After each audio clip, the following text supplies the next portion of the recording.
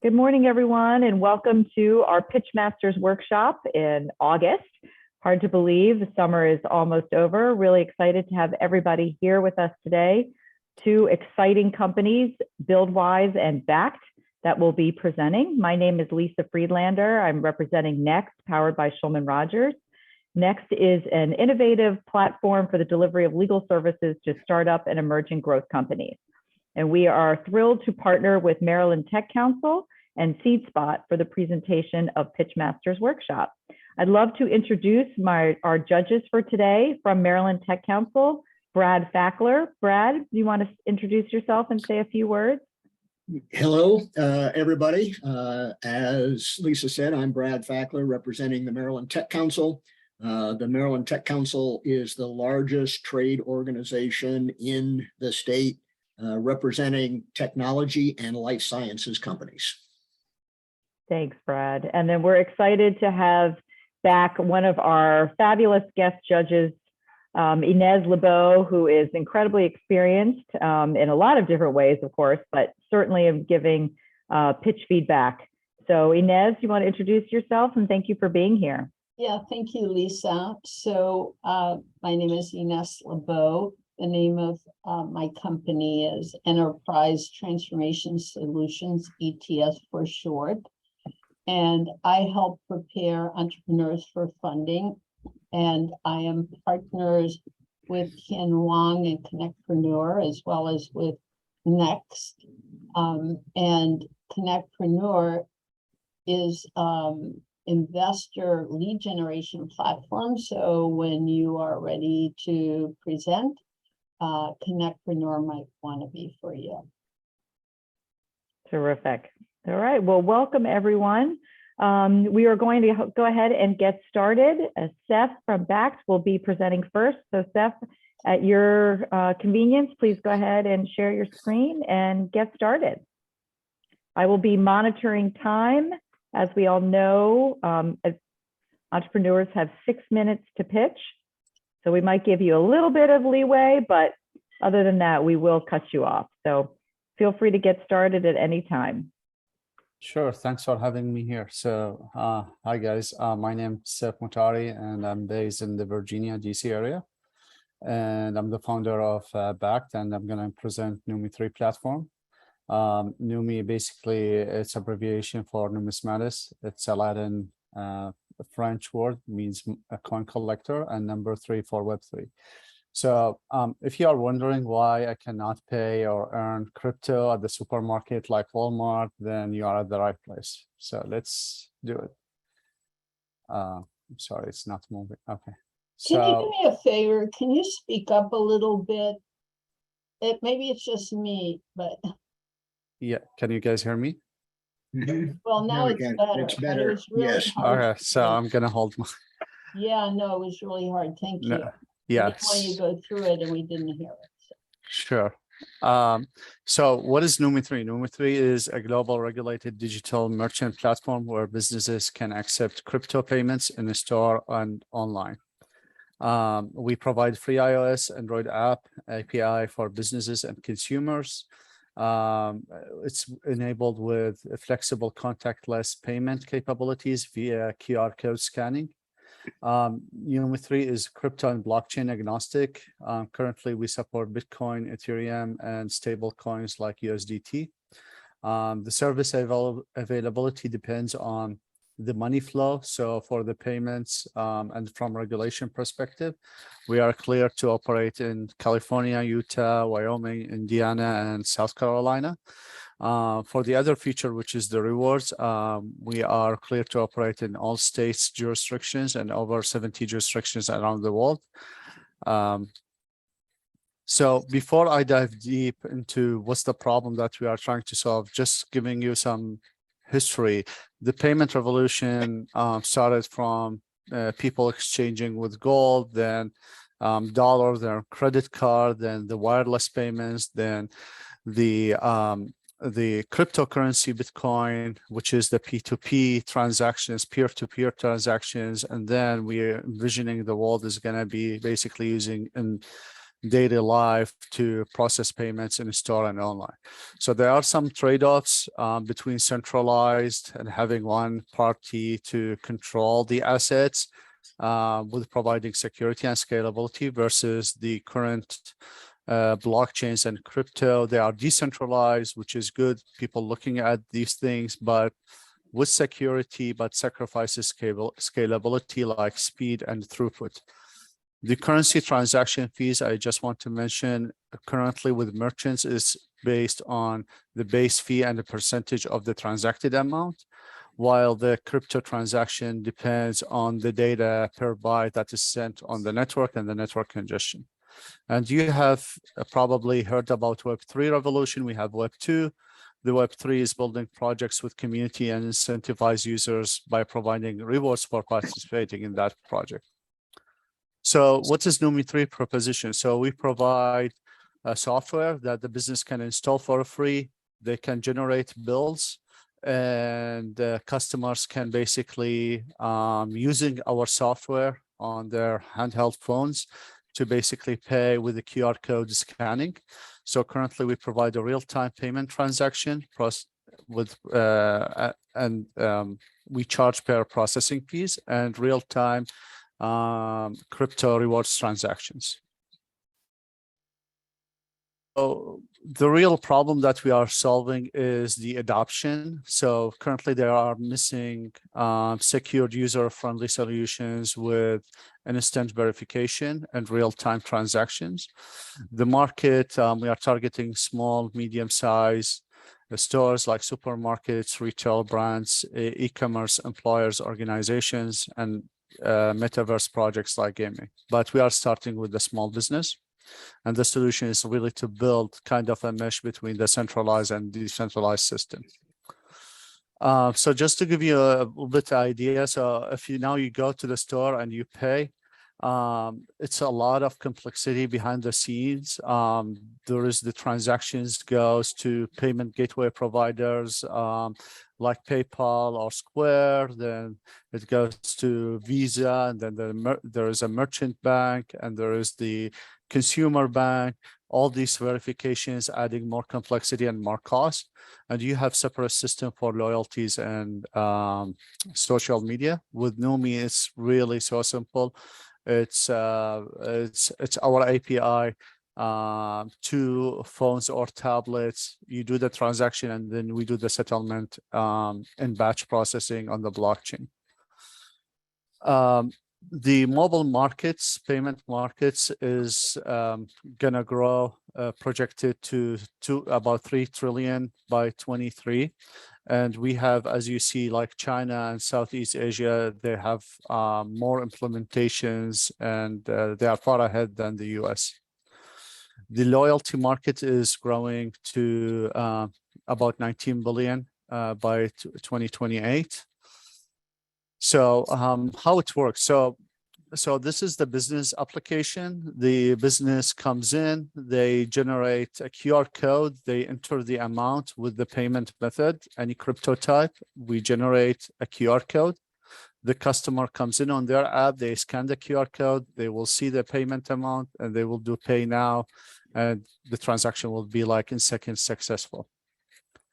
The other flow is when the business gives a reward, and then how it goes is the customer will come in. This is the customer, and they will basically present the QR code. The business will scan the QR code, and the business can basically give the customer rewards based on pointing system and on the campaign configuration for the rewards.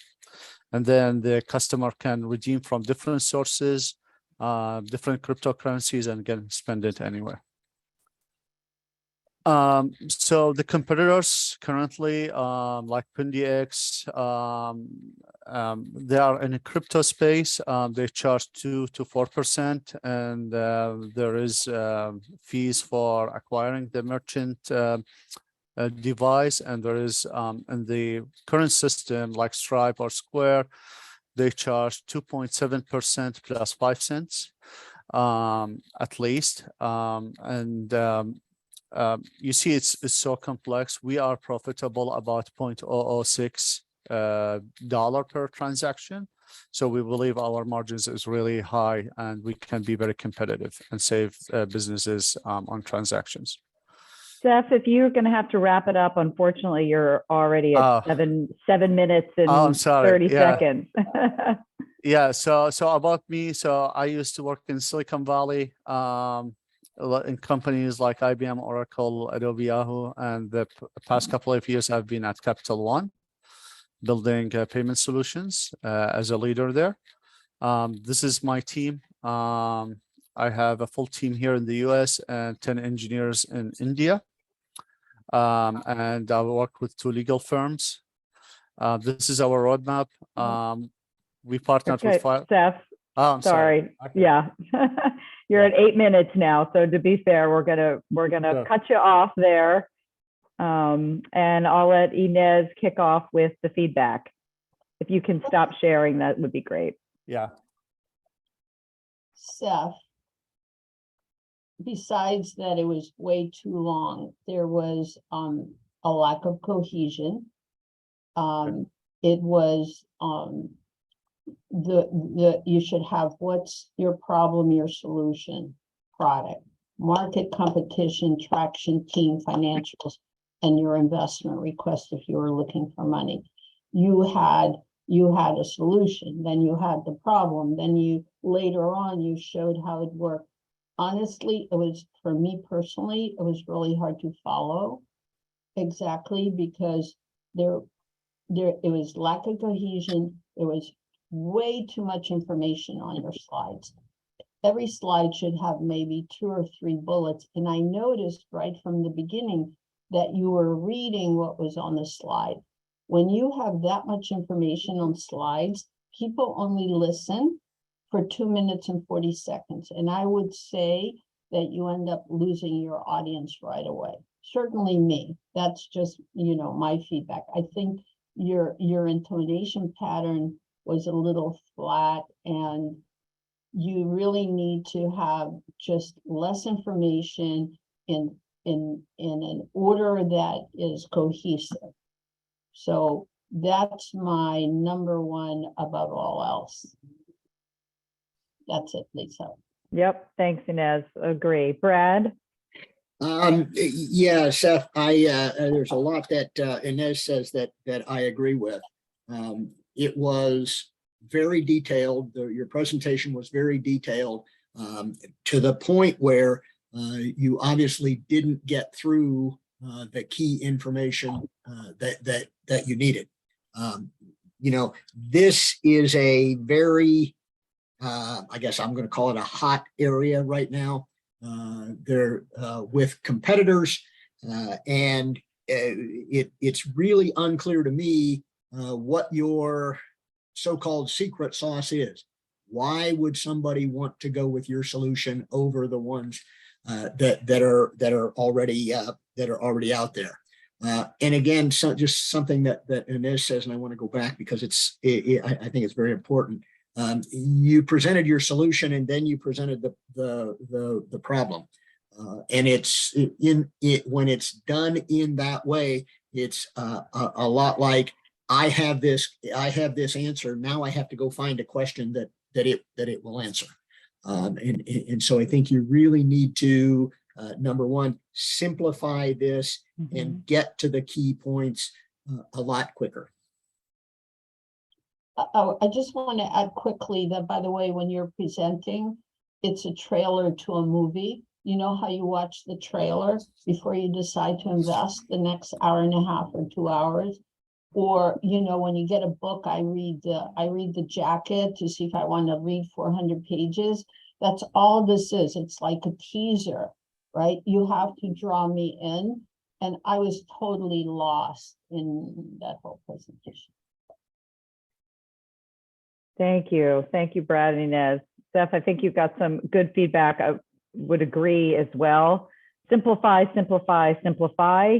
You've got to tell it in more of a storytelling manner, as Inez pointed out. There's a lot of complicated, financial acronyms that some some people that you're pitching to may be very familiar with, but in terms of just understanding for just your typical investor that may not be familiar or as familiar with blockchain or Web3 or any of these, it's just, here's the way it's being done now. Here's the problem. Here's the new solution. It looks like your background, which you saved till the very end, which you didn't even have time for, is really incredible and perfect for what you're doing. Your team looks super impressive. We didn't have time to hear about your team. So I think you need to kind of go back to the drawing board a little bit and really streamline, and pull out just the core facts. As Inez mentioned, sort of they're going to be the trailer to your movie. For 6 minutes, Inez, how many slides? Is it It's six 9. slide? 6 minutes is 10 slides. 10 slides. So you had No more than 20 10 slides. and then more in your appendix. So, you're already 50% over before you even started. And we did get the sense that you were reading, which is never great because you've just come off as flat. Like, where's the passion and interest, that you spent your whole life getting to this moment in terms of your background. And when you read from the slides, you just kind of miss all of that. A question from Amy in the room, is this your IP or Capital One? Was just a question that we can have answered, but also something certainly relevant to your pitch as well. I can answer that. It's our IP, and the solution is not there in the market. I used to work for Capital One, but Capital One is not involved currently, or the banks yet, with the cryptocurrency, but that is kind of changing with the Loomis bill. Got it. Okay. Yeah. Anybody in the audience, since we have a small group, have any feedback for Steph? Feel free to either raise your hand or unmute yourself. We'll give 5 minutes to open up to the group.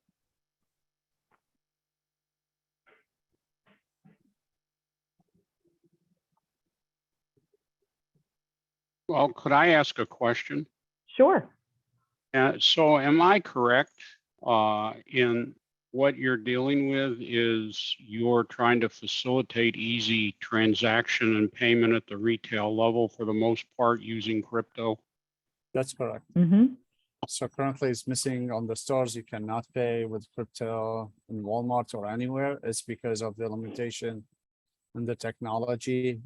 Crypto has been good with peer-to-peer transaction from person to person, which takes time on any blockchain, but the real-time verification process on the blockchain takes time, and we are taking the good and from both sides and be a regulated solution for everyday users and businesses. Yeah, so my take on it has already been covered. I have the same problem trying to synthesize things. Well, Ron, you just did it perfectly in one sentence. You did. Well, that's Yeah, because that was it. That's the whole thing. I don't have a lot of brain power. That's why. No, but that's neither do a lot of investors, right? So, they don't need to know, it's like Warren Buffett said, I didn't invest in Apple because I needed to know the coding or something. I invested in Apple because of the consumer behavior, right? So most investors, honestly, they get slides like this. They just want to know, what's your differentiator? How am I going to make money? And can I relate to your product and service and your team? And you have to make it relatable. Right. That's right. Trisha was asking, does the customer have to have the app as well? I imagine. That's Yes. correct. So Yeah. we provide both apps and it's free to use. So they can try it, and we just charge the business based on transaction. Right. Got it. Okay. Well, hopefully, Steph, you had some good feedback. Any last minute comments for Steph?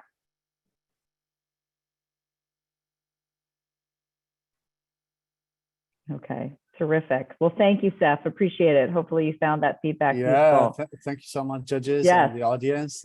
This is really helpful. Thanks so Yeah, much. and feel free to, join us again after you Uh, revise and come back and pitch again. Okay, with that, Prab, we will turn it over to you to go ahead and share your screen. Great. Are you able to see my screen then? We can. Okay, perfect. Hello, everyone. Thanks for joining, and thanks to Brad and Ines for being here and willing to share your feedback here. I'm Prab Paredi, and today I want to talk about BuildWise, which is a knowledge sharing platform made exclusively for the construction industry. I don't know how many of you are familiar with the construction industry, but it's very common in construction projects across the world that a lot of time and money gets wasted on repeat mistakes and rework. And these mistakes could be as simple as installing a defective tile on my project, and I don't get a chance to share my experience with another project manager working for the same company. So imagine we all on this call work for the same company and our project managers. It's very difficult for me to share the lessons learned from my project to you so that you can prevent those mistakes. And because of these inefficiencies, these mistakes keep happening again and again, and they become costly very quickly because some of these mistakes are like, $800,000 to replace a flooring tile, right? So on an average, upwards of 5 to 9% of a project budget gets spent on this rework and repeat mistakes. And this is a phenomenon across the world. So you can find a lot of research papers and journal research studies and journal papers online. If you just look for rework in construction industry, it's that prevalent. And the main reason this happens is, as I was saying, is there's no effective way for people to exchange their knowledge within the construction framework. And that's where construction companies have long tried in various ways to solve this problem, and they've fell flat. And this problem causes not just lost money, but a lot of frustration in people because no one likes rework, right? So let's see what companies have done so far. They've used whole gamut of the usual suspects, right? The free enterprise tools, the entire Microsoft suite, and the generic knowledge management or the knowledge management systems, yes. And yeah, construction industry still uses a lot of notebooks, good old notebooks. And so all this information doesn't get exchanged between project teams, and that's how mistakes repeat. And when all of these tools are combined together in companies and they are put on employees' faces to use them, this is how they feel. They feel more and more frustrated because now they have a very busy day. And on top of that, they are being asked to use these tools, disjointed tools, that are very difficult to search, and they can't find the information. So what do they end up doing? They end up just talking to the people around them, and they continue making those own mistakes reluctantly. And that's where I believe this guy here needs some help, right? So that's why I'm building a BuildWise app, and I'm going to quickly share what the solution for this looks like.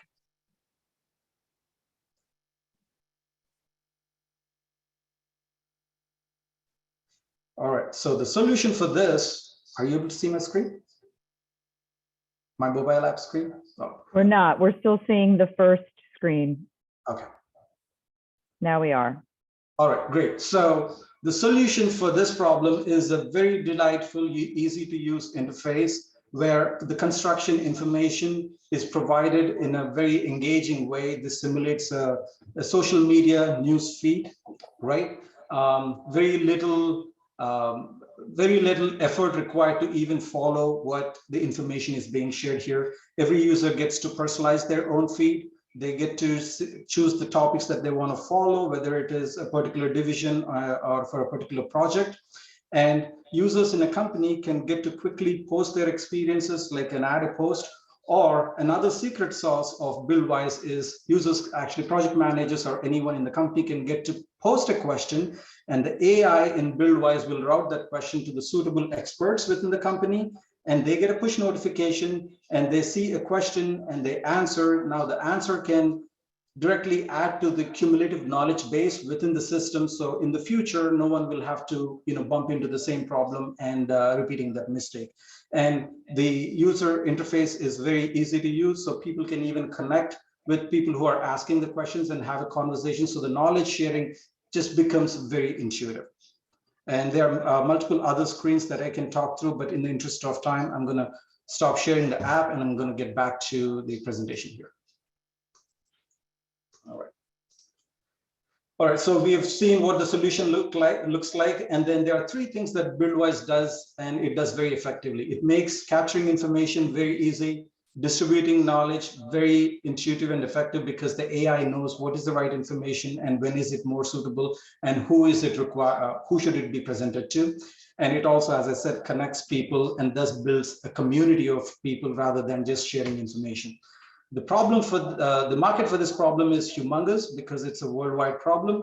It's upwards of $1 billion, but I'm initially focusing on the US market, and it touches all the customer segments that are general contractors, subcontractors, design firms, developers, and owners. So the market within the US is about $250 million. And this is the first of its kind, guys, BuildWise, a solution for knowledge sharing in the construction industry. There is no competition whatsoever. There's got a first mover advantage. And this is something that I keep hearing from customers, that there's nothing that they've bumped into and they're very delighted. And the business model is to sell annual subscriptions with 3 tiers, delivering different value depending on what the customers want. And the pricing is going to be based on the portfolio of the customer company, depending on how many projects they run any given year. And this solution is something that is near and dear to VPs and higher ups in larger companies. So there's going to be a targeted sales outreach to those individuals at trade conferences, and very targeted sales outreach. And the typical flow is to conduct a pilot testing with a select group of users. And within the app, they'll be able to invite more users. So there's going to be an organic user growth of the product. And these are the companies that so far have shown interest and validated that this is a novel and effective idea. And you're seeing the companies you're seeing here represent owners, real estate development firms, general contractors, out of which Skanska so far has piloted the product for 4 weeks, out of which I was hoping that I can get at least a 60% weekly active user retention rate. But we were all pleasantly surprised to see that on an average, it was above 60%, which is why Skanska has chosen to roll out BuildWise to 2 of its largest regions in the users in the coming months, and becoming the first paid customer. And I'm Prab Koredi. I'm the CEO and the founder. Prior to BuildWise, I was at Autodesk. And prior to that, I was the head of product and product design at Pipe, which was a software startup firm that got acquired by Pipe. And that's how I got into construction industry and know the industry. And I have I have network in the construction industry, out of which Ryan is helping me as an advisor, and a lot of other engineers. Over the next 6 months, I plan to build enterprise-grade features and expand the AI capabilities. 1 minute. Done? Okay. Please wrap up, Prab. You're almost at 8 minutes. Oh, sorry. Okay. So, well, I'm going to stop. All right. Yes, sorry, that was a full 8 minutes as well. Inez, we want to kick us off for feedback.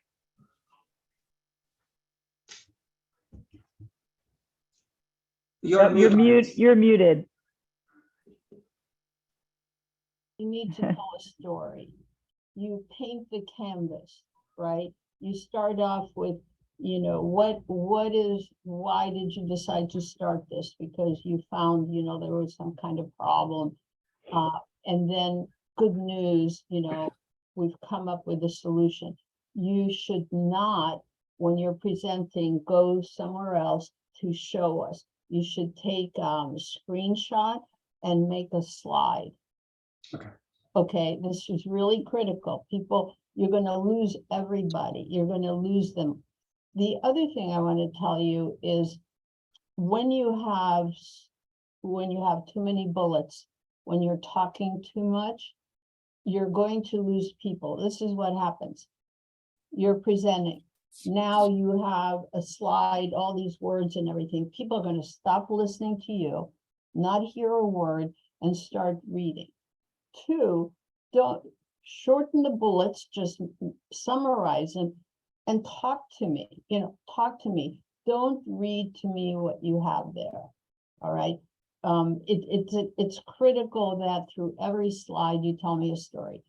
3, you need to have more visuals on your slide. So let's take your team. Your team slide should be like this. You should have a picture of all the people, right? up there, and you don't need to say they're part-time. That's not necessary. You just put your advisors and your stuff and put the logos of the companies where these people are in. And then the narrative, it's number one, it's on the top of the list why people invest, right? Because 10% is your idea, 90% is execution. It can't just be you, because if you get run over by a bus, then what happens? I gave you money, right? But then you should just do a summary like, you know, the team combined, include your advisors, you know, how much money have they raised? Have they done exits, or they have 50 years experience in construction? That's it, right? And I notice in all of them, people, I'm just gonna make this brief. So when you were little, or my kid was little, I would read them. And in the books, if you ever see children's books, you may or may not, so they have pictures and very few words. And that's how they learn from, and unfortunately we grow up and we're looking for those pictures and the few words. So you need to make this more compelling, you know, and more of the pictures, less of the technology, summarizing it up so I understand, and I know construction really well, right? And I know that it costs every time there is a screw up, it costs the owner's money to go fix it, and time and material, right? And rework, that's really, you have to do rework, it costs you money. How much money is that when they have to do rework, right? That's a good data point to have. Okay, anyway, that's my my review. Thanks, Inez. Brad? Prab, I think it was very straightforward. And unlike the last one, which I had no idea of how the cryptocurrencies work, yours was straightforward and I could see how it works. A couple of things, when you said that the mistakes result in a cost of about 5 to 9% of the project budget, it would be nice to have a dollar figure associated with that. What kind of dollar is what dollars are we talking about? That's right. One thing that I very much liked, I liked your frustration slide, and I have felt that way. So I thought that was very good. You talked about going after the U.S. market, and you talked about your go-to-market strategy. But I found there was kind of a disconnect. When you got to the slide that showed the people that work for you, there's nobody in a sales function. And so you had 6 or 8 bullet points around here's what we're going to do. And it's unclear to me who's going to do that. And it not unusual for entrepreneurs to underestimate what it takes to sell the product. And it is not a build it and they will come. You do have to go out there and sell it. One other piece that I thought was very positive is you showed the results of your pilot. And as if I understood correctly, that resulted in the company wanting to roll that out in a couple of divisions. You know, that's very powerful. And I think you should really highlight that as a testament to how yours works, that, hey, there's companies out there that have used it and as a result of that want to use it more. Got it. Thank you. Thank you, Brad. Yes, just to echo real quick and bring everything home. I agree that that testimonial and those data points are super important. The font size was so small for me, at least for my old eyes. I had a hard time sort of really looking and understanding. So maybe that's just, you talk to that and it's a larger picture or larger sort of big data points that everybody can see. And if you have more of that, if with other potential customers or clients or other beta that you've done, by all means, bring more of that in. There's nothing more powerful than existing customers, even if they're not necessarily paying you yet. So I think that's super important. As suspected, the flipping back and forth, it's just, you lost, you only have 6 minutes, you were already over 2. You lost a certain amount of time and people's attention and flipping back and forth. It's just not necessary. The concept of what you're doing is relatively straightforward. some screenshots and some more powerful focus on the traction that you've had and your background and sort of the solution itself is all that's really needed. I found that not only the switchover, but even what you showed in the app, it's just not necessary. So I think that was a big distractor, but I think you have the bones there of what you need. Just streamline it a little bit more, get the cadence a little bit better, pull out just the high level things, and sort of refocus from there. Be careful when you say we literally have no competition. You know, a lot of people will balk at that. Investor, you know, there is competition. Maybe nobody's doing it exactly the way you're doing it. Your slide showed that in terms of where the check boxes were, but you know, if your competition, if there's nobody doing what you're doing, then it's behavioral change, right? Then you're requiring behavioral change from the current way of doing it. So you can certainly say things like, we have our secret sauce, or nobody's doing it the way we're doing it, or we've improved upon blah, blah, blah. But be careful of just saying outright, we have zero competition. That's always tends to be a red flag. So anybody, since we also have some time for Prab, love for folks in the audience to provide some feedback, or mute yourself or raise your hand. Anybody in the construction industry that might have some specific feedback? I'll be impressed. That would be nice, huh? Potential customers in the audience. Anybody have some feedback for Prab? Prab, any questions on what Inez or Brad or myself have said? Yeah, I do. Speaking of switching to the demo of the product versus having, actually, I do have a slide. I actually hit it right before the demo.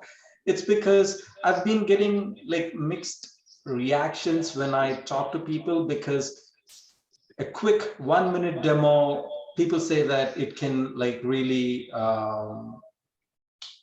it speaks more than any number of slides. Right.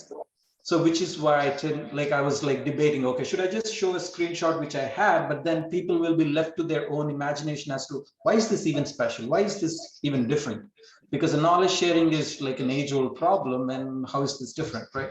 So when they see the app even for 10 seconds, then they're like, oh, Prab, now I know what you're talking about. So I was I think, risking it. No, understood. Can I tell you something? So here's the deal. If you have 4 minutes to do your presentation and you do a 30-second video, right? And you put that in as your product, then that works. That's it. And even if you have 5 minutes, it shouldn't be more than a 30-second.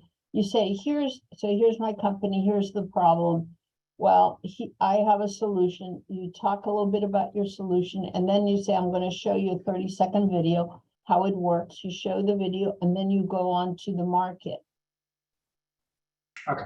That is way better. You know, people love videos. You can do it really, you know, and you talk on your video, you know, it goes here, and then we do this, and you do that. Boom, done, right? Got it. Yeah, I'm going to push back a little bit. I mean, at a minimum, you have to embed it in your deck. Correct. You can't switch. I mean, at a minimum, you cannot switch back and forth, no matter what. I will beg to differ a little bit in that I honestly don't feel like your demo gave me any sort of that much added value to take the time away from me sort of listening to you. You're definitely going to always get a variety of feedback, some directly contradictory in this. So you just have to sort of go with your gut, go with the circumstance, right? How much time do you have? What's the risk in trying to run a video and have it not work? Is it in front of a, big group of people? Is it in front of 4, or individual investors? Like, you're going to have to decide based upon the time you have, the circumstances, and the risk of having technology not work for you. But just generally, and maybe it's the demo that you showed, for me, it did not add that much value to my understanding of what it was that you did. That screenshots and some testimonials and, you know, going back to your pilot studies and traction, that wouldn't otherwise cover that for me. Ronald, did you look like you had something to say? Well, I have kind of a question clarification because I have this kind of the same problem. Would you agree, disagree, comment? Your pitch deck's going to be bounded by what your audience is and where you're at and the parameters that you have. How many minutes do you have and so forth? I have a similar problem because we're in the medical industry. So I can go deep dive into, you know, the cardiac problems we're involved with and get lost down in that rabbit hole. Right. I've also had situations where, yeah, we've got an elevator pitch that you're lucky to get 3 slides in, and then you've got more in depth where your investors are more interested in going into the technology as well as the marketplace. So this isn't one presentation fits all the way I look at it, and I'd look for comment on that. I fully agree with that. I mean, every circumstance is going to be a little bit different. Your goal and your job is to fit your story within the confines of that particular circumstance. So you're right. Sometimes you'll have 2 minutes. And if you have something that's complicated, like Ronald, yours in the medical field, or Seth, you know, with blockchain, it is a real challenge to try to sort of simplify it enough for the audience that you're speaking to within the confines of the time constraint. I'll go back to Inez's original comment a while ago, which is regardless of what time and constraints you have, this is your trailer, right? Sometimes your trailer is going to be a little bit longer. Sometimes it's going to be a little bit shorter, but your only goal is to sort of hit the high notes and leave people wanting to know more, that, this is a company that I might want to learn more to consider investing. Why might I want to learn it? Well, what I got from Seth is, okay, payment solutions. Is this like a Venmo using blockchain? Nobody seems to be doing it. Blockchain's on the rise. That just like big pieces that I take out that make me want to learn more. For Prab, it's like, well, obviously we know enough to know that construction costs when things go wrong can cost millions and millions of dollars. We even may know that in our own home and then extrapolate that out on a commercial level. We know enough to see that, okay, it doesn't seem like there's a great solution already out there. Okay, let me, you know, here's the market size. It's a big opportunity. And that's kind of it. That's kind of your only responsibility, is to leave people with those sort of big, giant bullet points. Brad, Inez, anything to add to Ronald's comment? No, the only thing I want to do is what's really, really critical. It's you know, you're an actor on the stage and people need to follow your story, right? And there's a structure to the story. There's a structure when you put a play. And so it's like, I call it, you paint the canvas, you tell your story, tell a story. Your startup has a story. Just walk me through your story, right? Make it visual, make it visual. I agree with Lisa that in any scenario, unless you're absolutely insistent, putting in, I don't care how that works at that level of detail. I care in the blocks. So if I'm the consumer, I care about the consumer. I say, you start here, you do boom, you click here, and voila, here you have it. Simple, just simple, keep it simple, all right? Absolutely. Yeah, I don't have anything else to add. Yep, thank you. I just added into the chat for everyone. We had a webinar from Pitchmasters from a woman named Heather Lauver from Perfectly Pitched, who did a phenomenal workshop and tutorial on a pitch deck, on how to construct sort of the perfect pitch deck, and highlights a lot of the points that we've said today. So I included the YouTube link in the chat. I encourage everybody to grab it. and spend, 30, 40 minutes listening in. It really provides some great information. And I have a webinar coming up, Lisa, in September. Oh, yes. Inez, if you have the link to that, please go ahead and put that. I do. Put that in the chat for sure. Yeah. Anybody have any final comments or questions for Prab or Seth, or general questions about pitching investors before we wrap up for the day? Feel free to unmute yourself.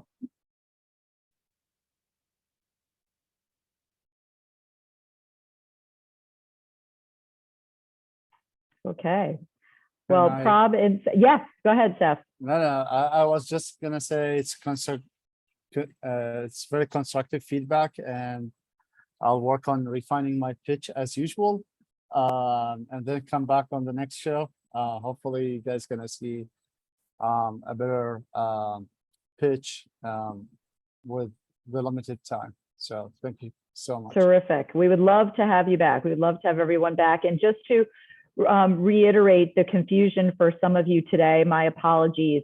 If you go on our Pitchmasters website, which I will include the link right here, I'll add it back to the chat again, you will notice that there are two places to apply, to sign up. One is just to register to attend as in the audience, like many of you today.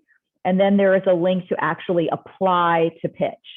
So I apologize for the confusion for some of you today. If you would like to apply to pitch in September or any one of our monthly Pitchmasters coming up in the fall, please click on the Apply to Pitch button. If you would like to just register to attend, then you just click on the Register button. So I apologize for the confusion for some of you today. We will be circulating today's recording so that you can have that. Inez, sure. Did you have something? I'm going to send you, I couldn't do it from my desktop. I'm sending you my link, Lisa, so if you could put it in the chat, sorry. Oh, sure. Okay. Whatever. Got it. Okay. I got it. Just posted, that would be great. Yep. No Love to have problem. you guys join me and my partner, Stephen. There we go. Just added that. Feel free to click on that. Inez provides a fantastic workshop. Highly, highly recommend it. Well, with that, we really appreciate. Thank you to Maryland Tech Council, Brad for being here, and Inez LeBeau of Enterprise Transformation Solutions for being our guest judge yet again. Inez, we love having you. Thank you to Prab and Seth for being our presenters today. It's always scary to get up there, but you learn and you walk away. And, Prab, just to reiterate, you're going to always hear, for everybody, you're always going to hear feedback, a lot of it that is directly contradictory. And one of the key roles as an entrepreneur in taking advice is to just hear it all and figure out, what resonates with you, and sort of go with your gut at the end of the day. So that's advice for anybody always, right? So thank you all for joining Pitchmasters today. We hope you have a great rest of your day and end of the summer, and please join us again in September. Thank you so much. Oh, Take we're care. off in August. Okay. See you later. Bye-bye.